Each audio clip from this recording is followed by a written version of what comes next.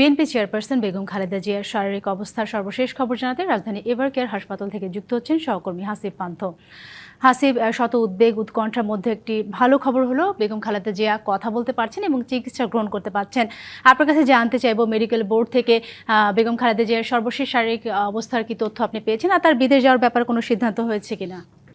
সাথী যেমনটি বলছিলেন, আসলে আমি এই মুহূর্তে কিন্তু এখন অবস্থান করছি এভারকেয়ার হাসপাতালের সামনে এবং যে বিষয়টি বললেন যে মেডিকেল বোর্ডের কোনো পরামর্শ আমরা জানতে পেরেছি কিনা, তবে এখন পর্যন্ত কিন্তু মেডিকেল বোর্ডের যারা চিকিৎসক রয়েছেন তারা কিন্তু এখনো কিছু জানাননি। তবে সারা দিনে কিন্তু এখানে উদ্বেগ উৎকণ্ঠা এবং রাজধানীর বিভিন্ন জায়গা থেকে নয়, সারা দেশ থেকে কিন্তু এখানে মানুষ এসেছে তাকে একটি নজর দেখার জন্য। যদিও দল থেকে আসলে এখানে ভিড় করতে না করা হয়েছে, তারপরও অনেকের মন যে মানছে না, তারা তাদের নেত্রীকে একটিবার দেখার জন্য তারা এসেছে। আমি একটু জানিয়ে রাখি যে গেল 23 তারিখে বিএনপি চেয়ারপারসন বেগম জিয়া কিন্তু আসলে ভর্তি হন এই এভারকেয়ার হাসপাতালে। ভর্তি বলতে আসলে সাথী, তিনি শারীরিক চেক আপ করানোর জন্য কিন্তু গতানুগতিক যেভাবে আসতেন সেভাবেই আসেন। তবে ডাবল ধামাকা অফার, ওয়ালটন ট্যাবলেট পাওয়া যাচ্ছে নতুন ছাড়কৃত মূল্যে।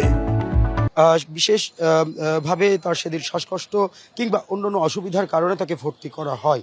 এক পর্যায়ে কিন্তু তার ভর্তির পরবর্তীতে সেখান থেকে তার লিভার এবং কিডনির যে জটিলতাগুলো ছিল সেগুলো পরীক্ষা নিরীক্ষা করার পর তার মেডিকেল বোর্ড তাকে এখানে নিবিড় পরিচর্যায় কেবিনে রাখা হয় এবং একে একে প্রায় গেল কয়েকটা দিন চলে গেল। দেশবাসী সকলেই কিন্তু আসলে উৎকণ্ঠার সাথে আছে যে আসলে কোনো রকম কোনো ভালো সংবাদ তারা পাচ্ছেন কিনা। অবশ্যই ভালো সংবাদ আসবে এমনটিও প্রত্যাশা করছেন অনেকে। তবে বেগম জিয়ার ভেতরে এখন চিকিৎসারত অবস্থায় রয়েছেন এবং যারা রাজনৈতিক নেতাকর্মীরা রয়েছেন তারা দিনব্যাপী কিন্তু আসছেন।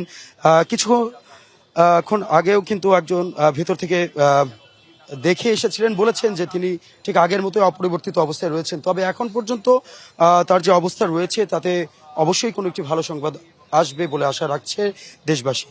জানাচ্ছিলাম সাথী এভারকেয়ার হাসপাতালের সামনে থেকে। অসংখ্য ধন্যবাদ আপনাকে।